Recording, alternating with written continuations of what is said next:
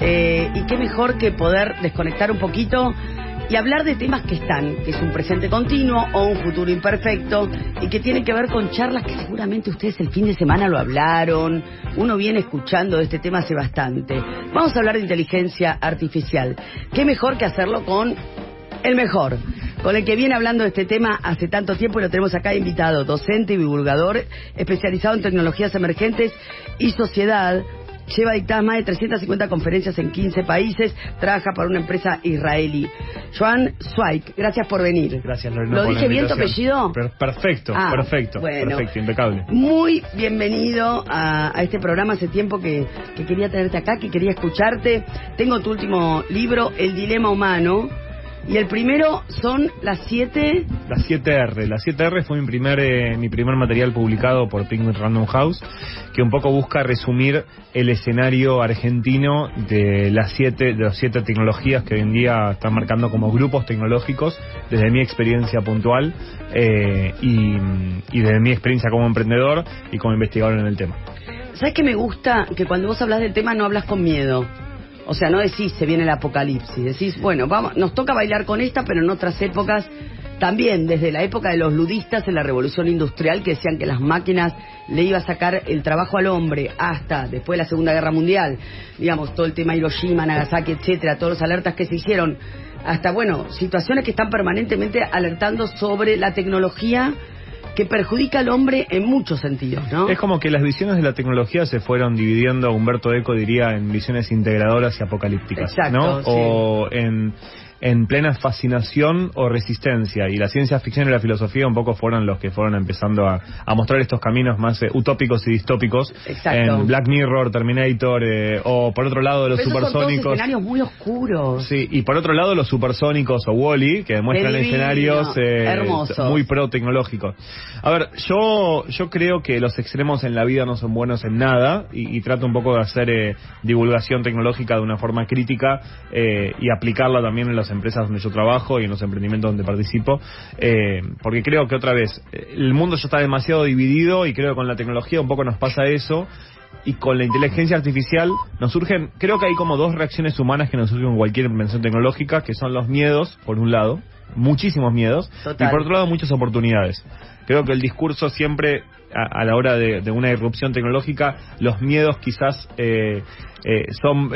toman como preponderancia sobre las oportunidades, ¿no? Porque empiezan los debates. ¿Qué hacemos con nuestro laburo? ¿Qué hacemos con la educación? ¿Qué hacemos con...? Yo recién vengo de un colegio secundario donde charlé con chicos que están terminando el colegio secundario acerca de cuáles son los límites de todo esto, digo, porque también surgen los temores, ¿no? Que son humanos, 100% humanos. ¿Qué te dicen los pibes? No, recién le pregunté, ¿a quiénes usan chat de GPT? Y unos 5 levantaron la mano, y una chica en el fondo dijo, pero esto es mentira, todos usan chat GPT, tienen miedo de reconocerlo, porque estaban las profes ahí. Claro. Entonces, con las pruebas, con un montón de cuestiones. El tema es hasta dónde, y debates surgen un montón. Entonces, y también no hay que analizar las tecnologías, no tienen ética ni tienen moral. La tecnología son herramientas, y un ladrillo puede servir para construir una casa, puede servir para golpear a una persona, y la inteligencia artificial puede servir para hacer eficientes un montón de procesos. Exacto. Y puede servir para generar desplazamientos y reconversiones que son polémicas en ese sentido, y más en este 2023, en un año electoral argentino.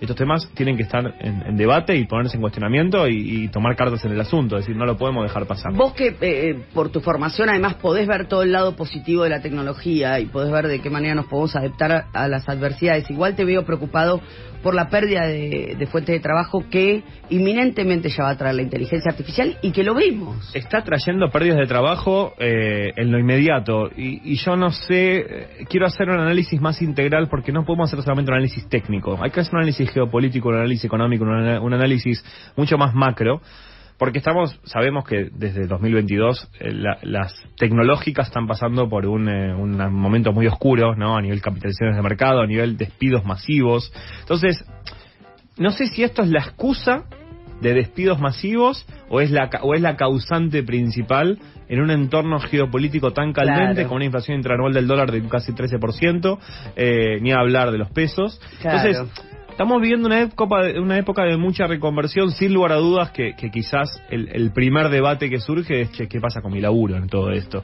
Porque, pero lo que sí sabemos es que las tareas más manuales, más tediosas y más operativas tienen una posible automatización mucho mayores a las denominadas habilidades blandas. Ya no hay blandas. boleteros. A ver, y podemos hablar de 1000 casos de estos.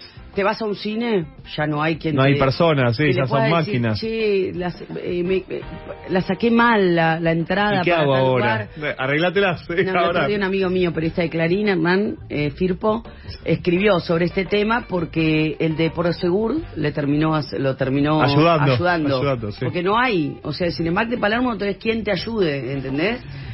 Y él lo que me decía era, tiene que haber política de Estado para que no echen a los boleteros. Le digo, pero no sé si se puede ir contra eso. Estamos en una semana muy polémica donde la noticia de la semana fue que Sam Altman, que es el founder y CEO de OpenAI, que es la empresa que está detrás de ChatGPT. Estuvo en el Congreso, ¿no? Estuvo en el Congreso de Estados Unidos y quiere aplicar una renta básica universal para aquellos que están desplazados por la inteligencia artificial. Mirá. Wow. Entonces, los debates que estamos viendo son debates muy polémicos, muy históricos, y pareciese que la humanidad no está preparada para todos estos cambios y estamos todos aprendiendo constantemente cómo convivir con esto. Totalmente. Ahora, vos hablás de una pérdida de 300 millones de puestos de trabajo. ¿Tenés ubicado cuál es el sector más afectado, cuáles son los sectores? Vos estabas hablando del tema de los servicios y los países donde más se ve, digamos, esta pérdida de los puestos de trabajo. 2 informes muy relevantes que se dieron en estas últimas semanas. Uno del Foro Económico Mundial, donde analizaron el caso argentino puntualmente, y el Foro Económico Mundial analiza que hay una estadística que el 25% de los empleos en la Argentina en los próximos 5 años van a ser afectados por la inteligencia artificial. Wow, eso el 25% de los empleos en la Argentina en los próximos 5 años van a ser afectados por la inteligencia artificial. Eso es un dato del Foro Económico Mundial. Y si miramos el lado del vaso medio lleno, Argentina es el país de la región de Latinoamérica mejor preparado para esta transición. De toda la región, el mejor preparado de esta transición, ocupando el puesto número 52 a nivel global. Y será porque estamos acostumbrados a surfear adversidades de una forma también y vaivenes macroeconómico-políticos muy caldentes. En Europa están con una inflación de cerca de los 2 dígitos, del 8, 9, 10%, y están totalmente locos. Y acá tenemos un 108% de inflación anual, 8,4 el último mes, y acá estamos. Hace 2 semanas el peso aumentó, el blue aumentó 60 pesos en un día, el dólar en un día, y estábamos tomando acá, en Palermo estaban tomando cafecitos como si nada. Pareciese que tenemos una naturalidad también sobre estos acontecimientos que nos permiten adaptarnos muy bien. El argentino siempre es creativo, se lleva bien con todo el tema tecnológico, me parece que la sociedad en general. Y después hay otro informe de Goldman Sachs, que es el informe de los 300 millones de empleos que van a desaparecer en los próximos 10 años, a nivel global estamos hablando, y ese informe de las tareas que más que nada que más destaca que se van a ser reemplazadas van a ser las tareas. Y yo acá quiero hacer una distinción de empleo versus tarea, ¿no? Porque en un empleo, Lorena, o la gente que está en sus casas escuchándonos, en sus autos, piense cuántas tareas hace todos los días. Entonces seguramente va a poder listar 5, 10, 15, 20, 25, 30 tareas distintas. Entonces, y esas tareas, probablemente muchas de esas tareas sean automatizables o tienen una posibilidad de automatización muy grande. Me preguntas, Lorena, Joan, ¿qué tareas haces todos los días que podría ser automatizada? Y yo, por ejemplo, cuando prendo la computadora para hacer trabajo administrativo, borro correo no deseado, borro spam. Me imagino que vos también. ¿Te imaginás tener una Alexa que le decís borra todo? Pero me vas a decir. Una Siri.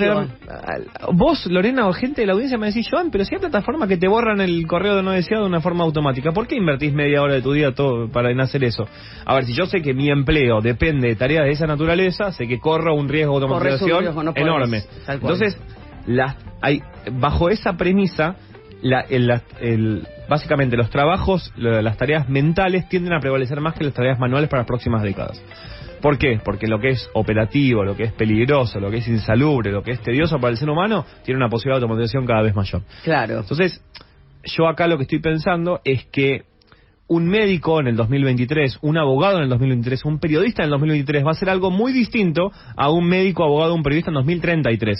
La profesión va a seguir siendo la misma, pero las tareas que realizan van a ser distintas. Bueno, en su momento, cuando fue todo el advenimiento de todas las tecnologías, ya en los posgrados de Ciencias de la Comunicación, Periodismo, etcétera, lo que hablaban es del rol del periodista como curador de noticias, ya no como generador de estas noticias, porque ya todo el mundo genera noticias con todo el advenimiento de Twitter, TikTok, redes, Instagram, Facebook. Claro, pero ¿quién te dice esta noticia es falsa o no?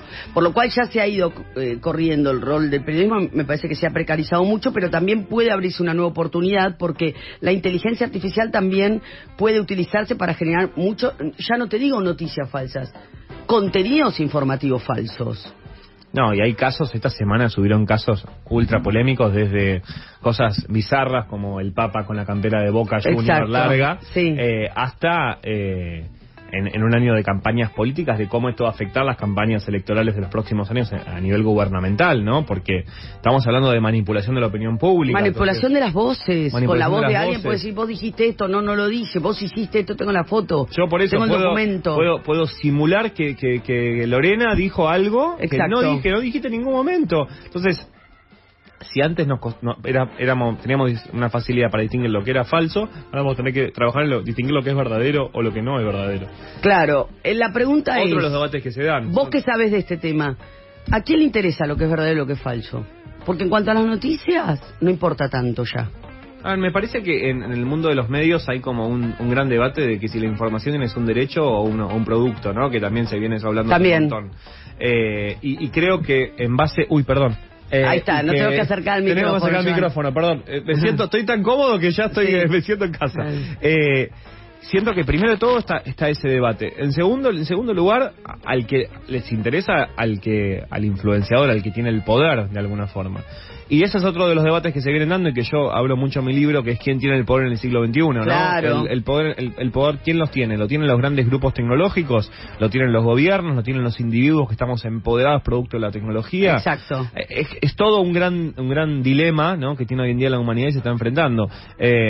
Y qué decisión tomamos a partir de esa información, porque hoy en día hay una infodemia, hay una pandemia informativa. Información tenemos en exceso.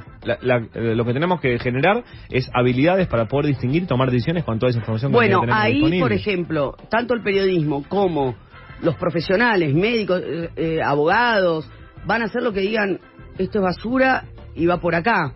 Me imagino, ¿no? Yo tengo colegas abogados, amigos, que hablo de ChatGPT, no, pero eso no me sirve para nada. Pero le digo, pero experimentá, probá. Exacto. Hoy en día la barrera de entrada es muy baja para poder probar estas cosas. Hoy en día con la barrera de entrada que cada año baja exponencialmente, el costo de la conectividad y los costos de los dispositivos móviles, es muy fácil de poder experimentar. ¿A vos qué se te ocurre que un abogado podría probar? Por ejemplo, escribir que un alegato, una sentencia... Podría contrastar o podría preguntarle a una inteligencia artificial cómo resolvería un caso puntual o qué alternativas creativas para la resolución de un caso puntual. Y ahí surgen también las tareas de un abogado, van a modificarse en ese sentido, van a cambiar, porque quizás va a tener que acostumbrarse a trabajar con lenguaje, grandes modelos de lenguaje como ChatGPT, claro, que tienen 170 mil millones de bases de páginas web indexadas. Que no hay punto de comparativa. Ahora, la interpretación de esa información y la aplicación... A ver, y acá yo vuelvo a algo que quiero destacar en esta conversación, Lorena. Las habilidades humanas son y seguirán siendo irreemplazables en un mundo que aunque la inteligencia artificial crezca a ritmos exponenciales. Que una máquina sepa, por ejemplo, traducir algo al instante no significa que pueda comprender ese algo en un contexto determinado para un público determinado. Y así podemos dar ejemplos de sobra, ¿no? De muchas tecnologías que hacen procesos muy bien, pero el toque humano le falta. Le falta el alma. Por ahí Larisa me dejó un reportaje donde hay el filósofo surcoreano Byung-Chul Han dice, la inteligencia artificial no piensa, no se le pone la piel de gallina. Me encantó. Y es máquinas. Me gustó eso. Está generado. Byung-Chul Han es el filósofo contemporáneo quizás más reconocido en términos de tecnología y sociedad. Y él tiene una visión un poco oscura. ¿No es uno de los que firmó la famosa carta? Esta paraguas de sí, 6 meses. No sé si él puntualmente, pero sí sé que Yuval Harari en sus últimas semanas se dio muchísimo, el historiador israelí, dio muchísimo que hablar en relación a la inteligencia artificial y a cuánto la humanidad está preparada al respecto. esto. Pero yo acá vuelvo a estas posturas, ¿no? Y Elon Musk también pidiendo detener la inteligencia artificial, pero por otro lado armando una empresa, pero armando una empresa de inteligencia artificial en paralelo. Entonces, no hay que ser tan lineales a la hora de las lecturas de este tipo de acontecimientos. Hay una yo creo que estamos viviendo, como en la década del 60 vivimos la carrera espacial de Estados Unidos contra la Unión Soviética. Estamos viendo hoy en día la carrera por la inteligencia artificial y la dominación en ese sentido. ¿Por qué Google acaba de lanzar hace 2 días su inteligencia artificial? Su propia Bard.google.com, cualquiera en sus casas, o si nos están viendo. Yo lo intenté bajar ayer el Bard. Está disponible, Bard.google.com, está solamente disponible en inglés, japonés y coreano por el momento. Pero después te enseñaban cómo pedir le pedís que traduzca. Claro. Los pueden probar. ¿Por qué Google tardó tanto tiempo, no? Porque ChatGPT desde fin de enero, más o menos. ¿Por qué tardó tanto? ¿Por qué tardó tiempo? Porque tiene mucho que perder. No podía probar algo. Google es una empresa, Alphabet, el grupo que está detrás de Google, Alphabet Inc., es una empresa que no podía probar algo a medio hacer, que pueda fallar. Entonces tardó 2 meses en desarrollar eso. ChatGPT tomó la delantera, ¿no? Y evolucionó un montón al respecto. Recordemos también que OpenAI, que es la empresa que está atrás de ChatGPT, nace de verdad como una organización sin fines de lucro en el año 2017 para detener que la inteligencia artificial se decida sobre conflictos bélicos y armamentos bélicos. Eso también recordemos la naturaleza de las cosas. Me parece que no hay que hacer lecturas solamente tan lineales, ¿no? Hay una geopolítica de inteligencia artificial también hoy en día que está dando mucho que hablar. Entonces, debates se abrieron un montón. Ahora, ¿por qué la inteligencia artificial o el chat GPT de alguna manera, incluso vos que venís ahora a dar una charla en un colegio, se ve como un recurso que la gente lo puede utilizar para engañar?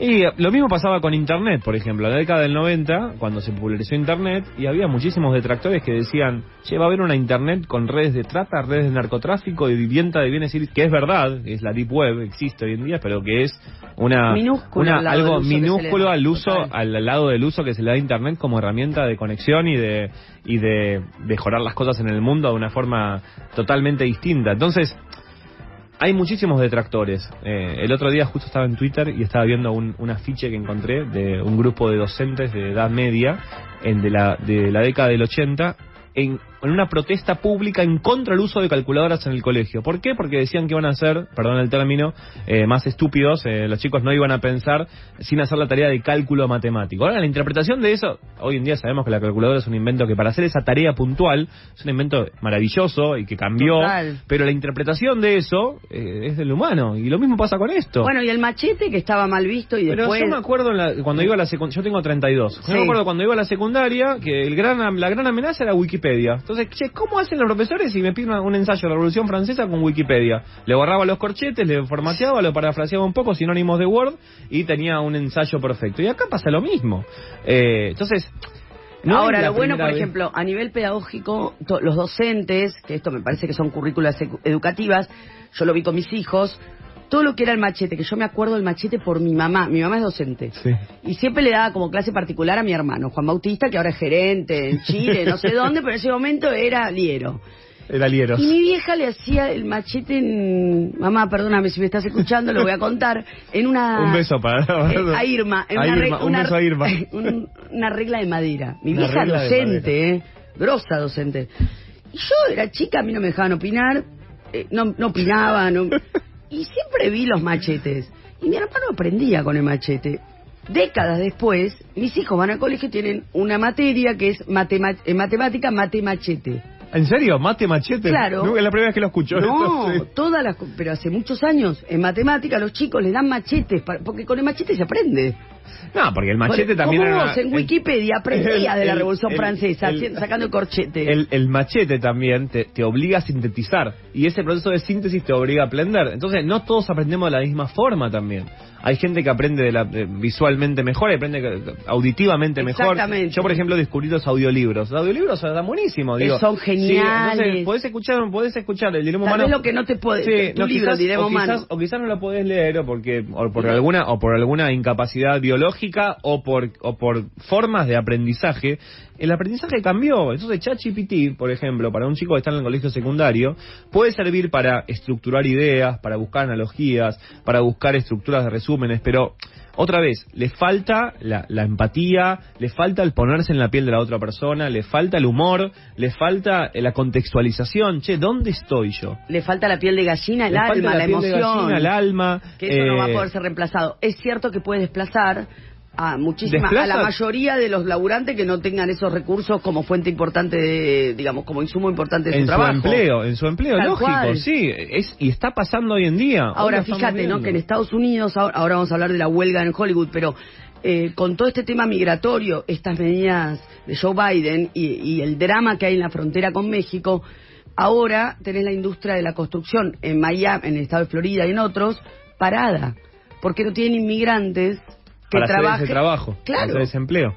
Anda a llamar a la inteligencia artificial que te ponga un ladrillo que te monte. El otro día estaba acá a unas cuadras con un amigo y estábamos mudando un sillón, ¿no? Claro. Y le jodíamos, la inteligencia artificial no puede hacer eso, no puede sacar un sillón de una oficina. Hay obras paradas porque tenían ya fecha para empezar los laburantes, quedaron en la frontera. Y en Estados Unidos, ¿quién te lo va a hacer? Anda a llamar a ChatGPT, ¿entendés? Y eso, bueno, hay que esperar a que la robótica avance a un nivel de que pueda construir. Pero ¿viste que no ha avanzado tanto como ya debería? Sí, a ver, yo siento que hoy en día con la inteligencia artificial estamos en un pico inflado de expectativas, lo que se llama técnicamente, ¿no? Hay una teoría que se llama la teoría de la sobreexpectación de la consultora Gartner, que un poco ubica las tecnologías en un mapa temporal. Y la inteligencia artificial está en un pico inflado de expectativas. ¿Qué significa eso? Que hay unas sobreexpectativas de gobiernos, de empresas, de individuos sobre las capacidades que produce la tecnología. Yo me acuerdo en el 2006, en el Mundial del 2006, sí, acá en Argentina vendían los anteojos 3D. Entonces te comprabas la tele y te venían con los 4 anteojos y estábamos todos frente al 3D. Y había una promesa muy grande del 3D en los cines, en los que iba a tener hasta los lavarropas y iban a tener 3D. Después nos olvidamos todos del 3D. Nos olvidamos todos. El otro día justo mi papá encontró unos y me dijo, encontró los anteojos del 3D. Pero toda la tecnología tiene un momento de invención científico-tecnológica, tiene un momento de pico inflado de expectativas, tiene un momento de declive y tiene un momento que se llama plató de productividad, donde la tecnología empieza a afectar un modelo de negocios y a generar una estructura rentable y a escala con un grupo de tecnologías. Hoy la inteligencia artificial no está en ese estadio. La inteligencia artificial está en un estadio de pico inflado de expectativas donde la promesa es que todo va a tener inteligencia artificial. Todo. Ya empezamos a ver cualquier cosa. Y los debates, ¿no?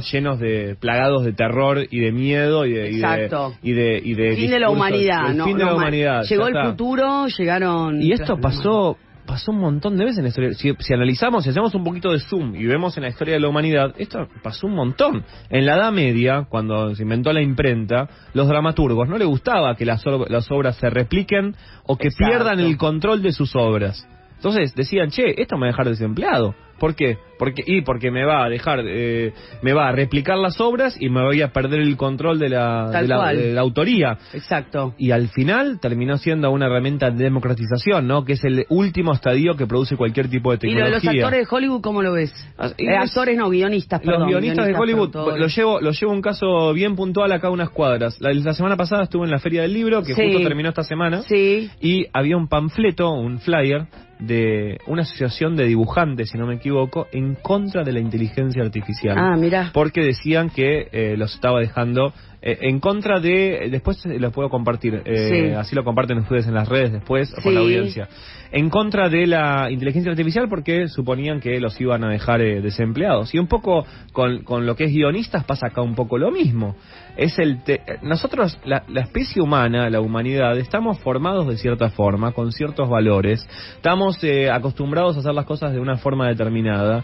Y cuando llega algo que nos cambia, nos irrumpe de una forma tan importante y nos genera un montón de miedos. Yo me acuerdo en el 2000, una de las tecnologías que empecé a emprender y a divulgar fueron las criptomonedas. Claro. Mis primeras columnas de cripto fueron en el año 2012 para el Diario de la Nación. Y yo me acuerdo de cuando la primera vez que le dije a mi papá, con 22 años, papá, ¿me puedes prestar plata para comprar criptomonedas que son intangibles y no las puedo? Y mi hijo me dijo, pero ¿qué es esto? ¿Qué es esto? Claro. Y porque tenemos una cantidad de años, historia y valores que nos cambian. Entonces un guionista que hace 30 años se dedica a escribir de una forma con un mito, con toda una cultura alrededor, que venga una herramienta así a simular hacer eso, después la aplicación concreta y real es totalmente distinta, ¿no? Totalmente. Entonces, esas son como cosas que... Y después acá en Argentina también lo que vi en la Feria del Libro es que hubo el primer campeonato de prompters. Prompters es las personas que le piden a la inteligencia artificial, no sé la traducción en español, pero es las personas que le piden a la inteligencia artificial el comando.